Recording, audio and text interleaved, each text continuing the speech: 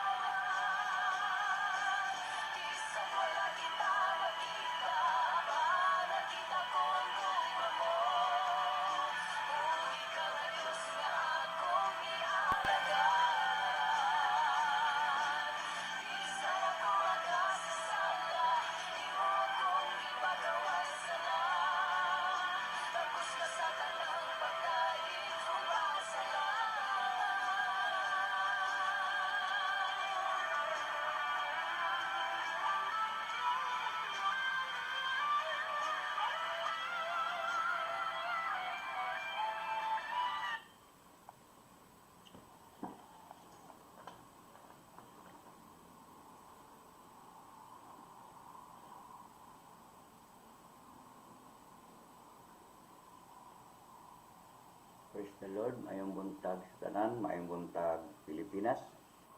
Like kita karon ining kabuntagon sa atong tulumanon pagmata Pilipinas. Ambog na kini atong tulumanon tungod sa daghang panghitabo karon sa atong nasod, daghang katalagman nga nahitabo sa Pilipinas, sama sa linog, bagyo ug baha ug daghan ang nabad-an sa kinabuhi. Ang tuyo ni atong tulumanon aron pagpukaw sa matugusa, naunta kita magkahiusa sa pagdangot sa atong Ginoong Kristo. Kinsa siya lang ang may gahom aron mopahunong sa kahidya sa atong nasod. Ug ingon man magkahiusa kita aron pagbangon sa atong nasod. Dili importante kung unsay baruganan sa tagsa, kun dili ang importante nga magkahiusa kita diha sa pagluol sa Ginoo. Apan dili kana mahimo ang panaghiusa kung wala kita giya kanato nga mao ang pulong sa Dios. Maminaw kita sa pulong sa Dios nga mao ang magiya kanato. Human kita maminaw sa pulong sa Dios, aduna kita himuon nga mga pag-ampo alang sa atong nasod. Ug dili lang sa atong nasod, bisan usab sa tanan nga makakita nini nga live, pwede po mo request diya sa comment box o mga pag-ampo. Bisag dili na ko makita karon sa ining kabuntagon, apan pwede na ko maampo ugma mahimo na tong prioridad sa mga pag-ampo ang inyong mga request ng kabuntagon. Sa dili kita magsugod, ang-ampo ta sa Ginoo agis pagpaminaw sa pulong sa Dios. Amahan mo ang langit ngon, dalaygon ng Diyos, Ginoo mo kong pasalamatan, inyong rasa sa kabuntagon, Lord. Gadin, niya kami mag-tuon sa mong pulong karon, ikaw nagagiya ka na mo, tanan nga imong isulti, Lord, bahin sa mga katawhan, ano mo tang nga mga nasod, Lord, Ginoo, mong iampo karon, nga himo ang imong pulong, dili mawala sa mong kasing-kasing, amo kining ma-apply, may kinabuhi, Ginoo. Pagka nagpaabot kami, Ginoo, sa imong pag-abot sa Dios sa mga halad kanimo gitugyan sa ngalan ni Jesus.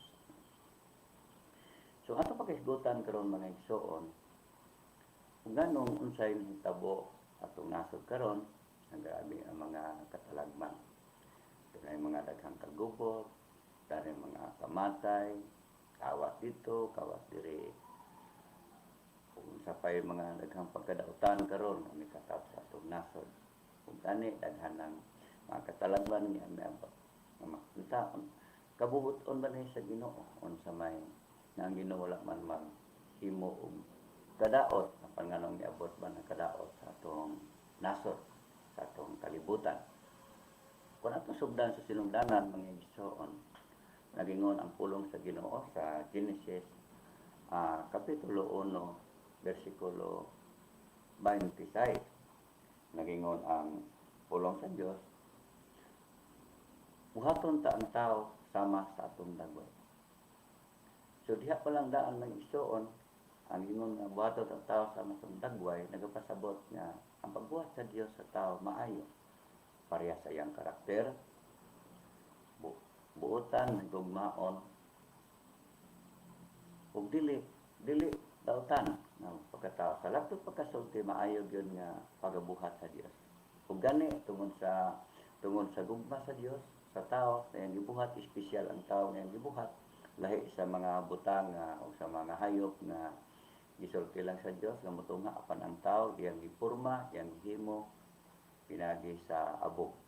Kung sa diya nga napurma ang tao, na mo diyang gihuypan ang buho sa ilong, kung pinakabato ng tao, o gininhawa, o gibutang ni ang tao dito sa Garden of Eden, na Eden, naghimo ang Dios o tanaman sa Eden, nga din gipiluna niya ang tao. Apan ingon ang Dios dito sa Genesis 2:15 hangtod sa 17, kunya gibutang sa Ginoong Dios ang tao sa tanaman sa Eden aron may magatiman o magbantay nini.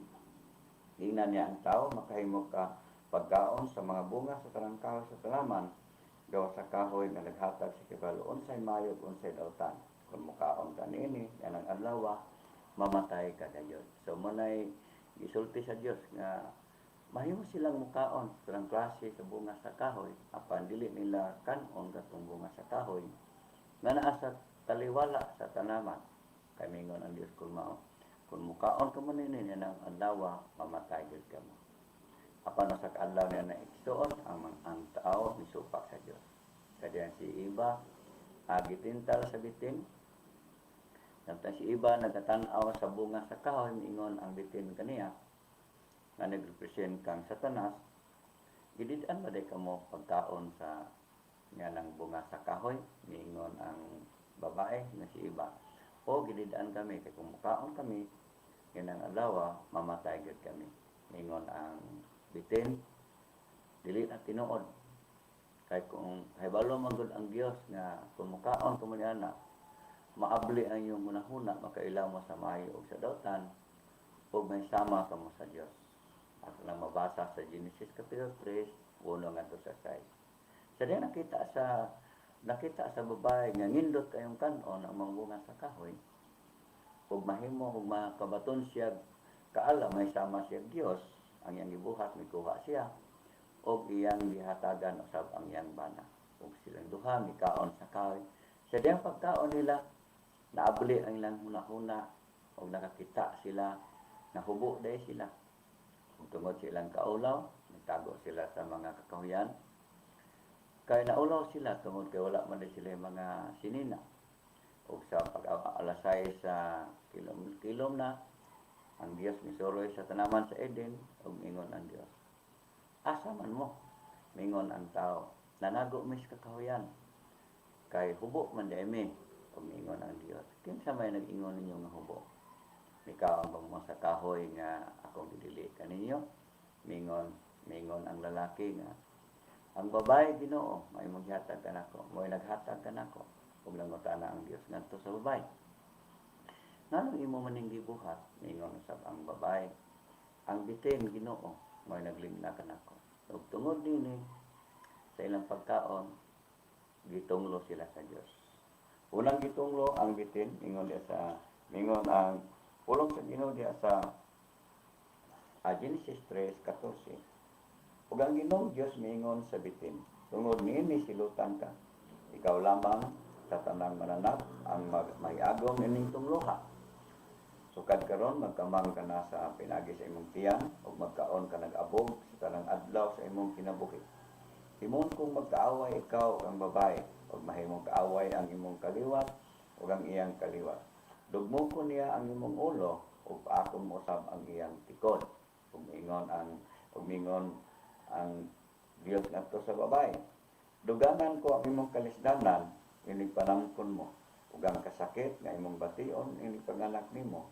Apan bisan pa nini mangandoy kag hapon sa imong bana ug siya mo'y magbuot kanimo. Unya miingon siya sa lalaki, tungod kay nagpadani ka man sa imong asawa ug mikaon sa bunga sa kahoy nga gidili ko kanimo. Mahimong tinunglo ang yuta tungod sa imong gibuhat. Maghago ka pag-ayo sa tibok mong kinabuhi. Una pa kini mohatag og igong abot alang kanimo. Moturok sa yuta ang mga sampinit ug mga sagbot alang kanimo ug magkaon ka sa mga bunga sa matag mga tanom sa kapatagan. Magpatulo ka sa imong singot ug maghago pag-ayo. Una pa mohatag kanimo abot ang yuta. Hangtod mobalik ka sa yuta nga imong gikanan, kini mo kagikan sa yuta ug sa yuta ka mo pauli. Ginatnan sa lalaki ang iyang asawa ug iba kay siya man ang inahan sa tanang mga tao ug nagbuhat ang Ginoong Dios alang kang Adan ug kang iba ug mga sapot nga sampinit nga panit sa mga manap ug ibestihan ni sila. Unya mingon ang Ginoong Dios karon ang tao naisama na kanato ug nahibalo na siya unsay maayo unsay dautan. Kinahanglan dili siya tugutan pagkaon sa bunga sa kahoy na naghatag og kinabuhi aron dili siya magpabiling buhi hangtod sa kanturan. Busag hingilan sa Ginoong Dios ang tao ikan sa tanaman sa Eden o gipaugban sa yuta nga iyang gikanan. So diha nagsugod mga igsoon na tungod sa pagsupak sa tao, ang tao ginginlan sa Dios sa Garden of Eden. Nalayo ang tao gikan sa presensya sa Dios. Ug nagingon ang pulong sa Ginoo sa Roma 3:23, nakasala ang tanan ug nahilayo sa Dios. Tungod niatong mga tungod sa sala sa sakatawo nga ison nga siya dan napasa ang sala nga rin sa kalibutan o ang kanang tao nga natao ang anak ng tao gikan sa pagkasala ni Adan. Napasa ang sala walang tao, tanang tao nahimong makasasala at tubangan sa Dios. Mingon ang pulong sa Ginoo sa Roma 5:12. Miabot sa kalibutan ang sala, pinagi sa katao, ug ang sala nagdalag kamatayon.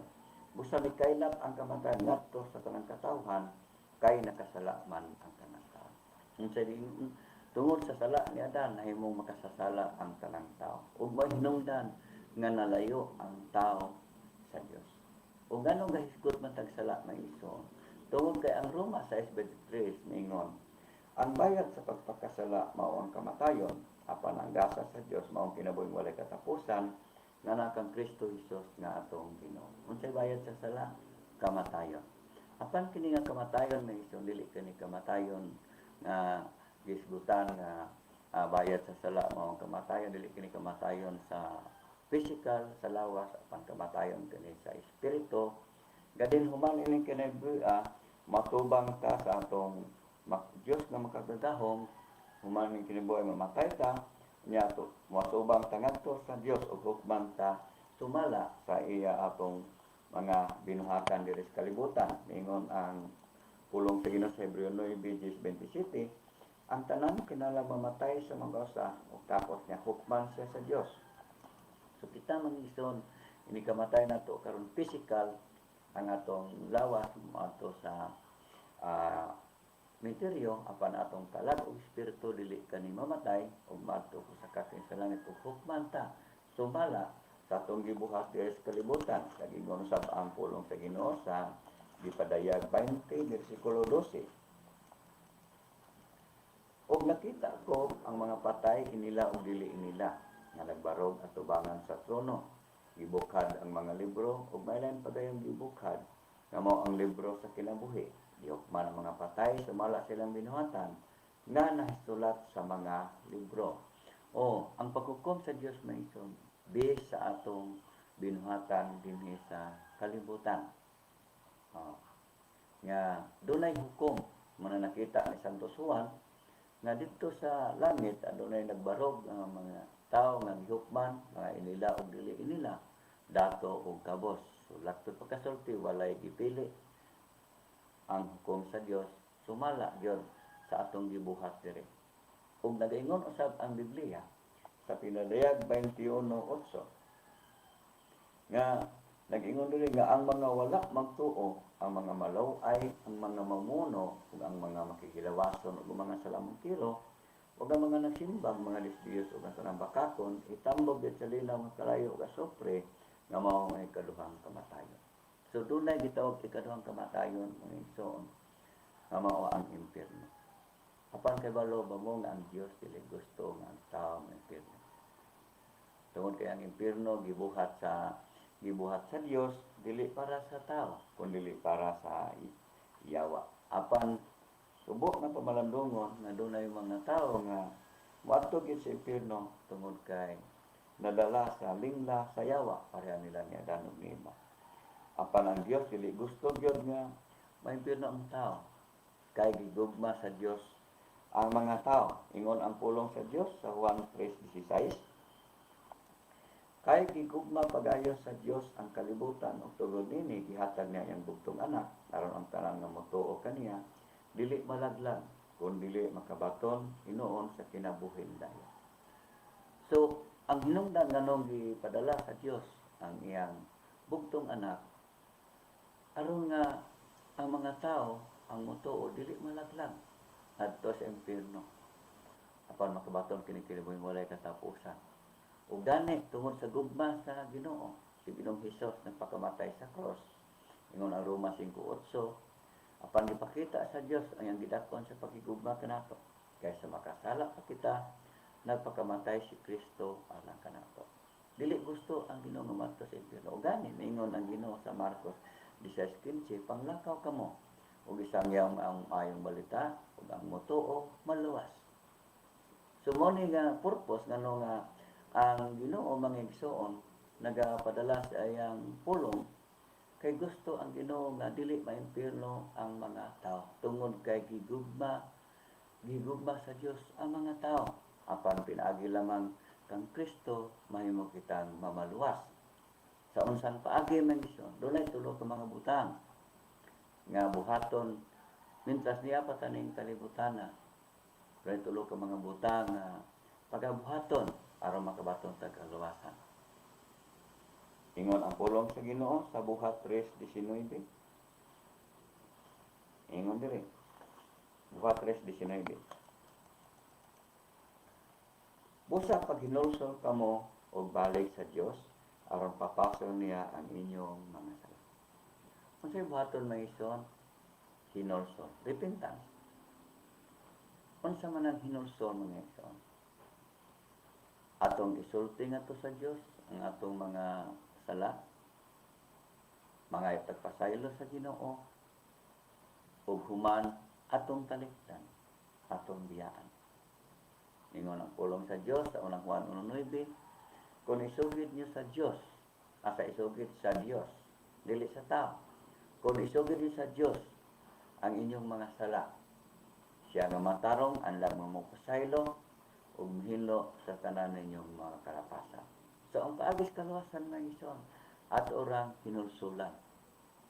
Wala pag-mensyon ang Ginoo o grupo, o unsay baruganan, o unsay pundo.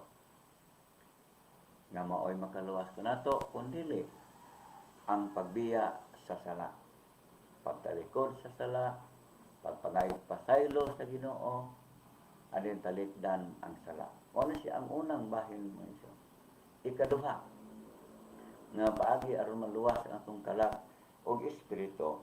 Ingon ang pulong sa Dios sa John 3:16, ang mibasa ganiya, kay gigugma pag-ay sa Dios ang kalibutan ug tugon nini iyang gihatag iyang bugtong anak aron ang tanan nga motuo kaniya dili malaglag kun dili makabaton sa kinabuhing walay katapusan. Ikaduha, motuo kang Hesus Kristo. Motuo sa Ginoong Hesus. Ngayon diha sa Buhat 16:31, ingon ang pulong sa Dios sa Buhat 16:31, saligi ang Ginoong Hesus ug maluwas ka, lakip ang imong panimalay. Pinagi sa itong pagsalig sa Ginoo, diha lang makabaton sa kaluwasan. Nganuman, ingon ang pulong sa Dios sa Buhat 4:11 ug 12, si Jesus mao ang isgutan sa kasulatan nga nag-ingon, ang bato nga gisalikuan niyo mga magtutukod og balay na imong hinon nga labing manungdanong bato. Ang kaluwasan makaplagan lamang diha kaniya, kay dinhi sa kalibutan wala na laing ngalan nga gihatag sa Dios ngadto sa katawhan nga mao'y makaluwas kanato. Wala na laing ngalan ison nga makaluwas kanato. Only Jesus Christ lang. Bisan sa atong panahon karon, sa mga trahedya, walay laing ngalan na pwede nimong sampiton nga makaluwas bisan sa atong kahimtang sa atong nasod karon, sa kagubot sa atong nasod, daghang nangamatay, daghang mga katalagman, o gani wala pa ta masayod sa umabot. Apan kinsara ang makaluwas igsoon ang Ginoong Hesus. Pinagi sa pagtuo kaniya o pagsalig kaniya, mao kana ang kaluwasan, lakip sa imong kalag ug espiritu. Last mga igsoon nga paagis kaluwasan, ingon ang ipadayan 3:20. Nagtindog ako sa pultahan ug nagtuktok. Kung may makadungog sa kong tingog ug moabli sa pultahan, musulod ako sa iyang balay ug magigsalong kaniya ug mukaon siya uban kanako. Diha atong makita nga ang Ginoo man igsoon bisan sa atong panahon nalayo ta sa Ginoo, layo ta sa Dios. Apan ang Dios wala gyud mo totally nga molayo kanato. Anaara siya sa pultahan sa atong kasing-kasing, nagatuktok.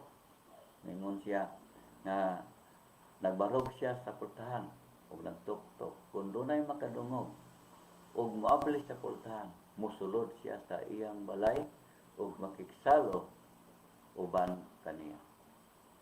Nga nagapasabot igsoon nga ang Dios anaa lang sa pultahan sa imong kasing-kasing nagatuktok karon kung naghulat ang Dios nga imong ablihan ang imong kasing-kasing ug imo siyang pasudlon imo siyang dawaton ingon nga mo'y hari mo'y Dios sa imong kinabuhi kinahanglan lang mo igsuon nga dawaton nato ang Ginoong Hesus sa atong kasing-kasing atong pasudlon kay mo kana ang paagi nga makabaton tag kasiguruhan ug kaluwasan sa atong kalag ug espiritu human ining kinabuhi amon igsoon kay dili kita mo hangtod aduna kitay kinutuban apan atong kalag ug espiritu eternal kani wala kani katapusan muni nga ang pulong sa Ginoo ipaabot sa mga katawhan na ang paagi sa kaluwasan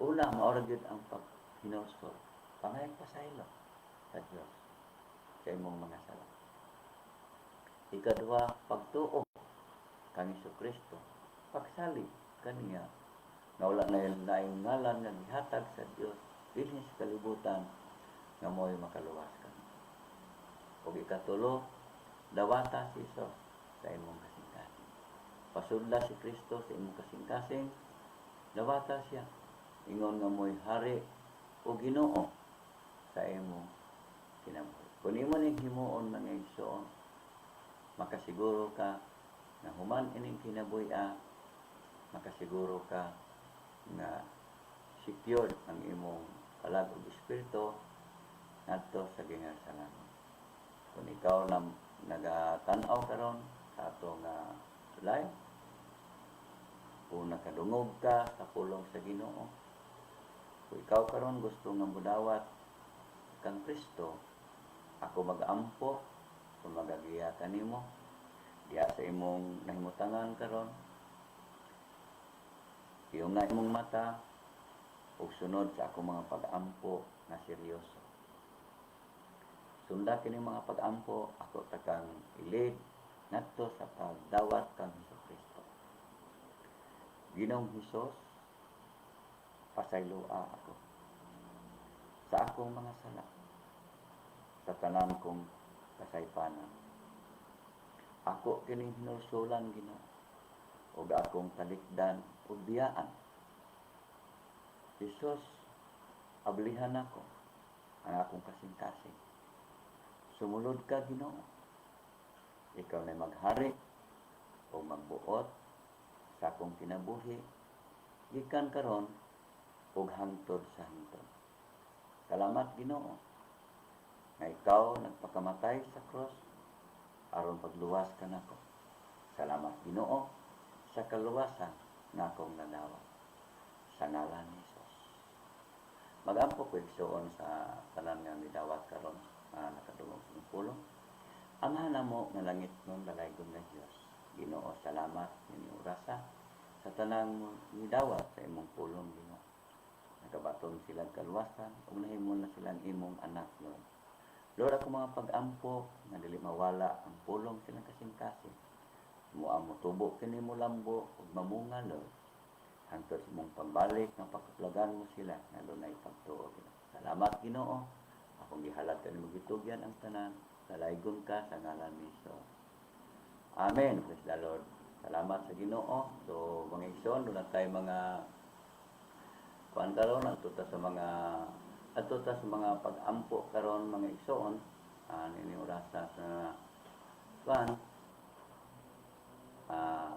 kabuntagon so kung na mo yung mga kung na mo nakakita mo sa atong live kung karon pwede mo request mo comment mo diha sa comment box dayon ako dalon sa mga pag-ampo ugma na buntag ako i-priority sa mga pag-ampo igsoon kung sa inyong mga personal sa inyong mga kinalan ni ampo atong saan sa mga pag-ampo inyo lang i-comment diha dayon ako nang pagahimuon sa mga pag-ampo ug sa buntag sa inyo nang hinaw sa dili pata mo adto sa pagtapos ako na yampo karon ang atong nasod atong palibot mga siyudad nato ug sa atong mga nahimutangan Yan po ato ang nasod ini pupunta doon. Hallelujah.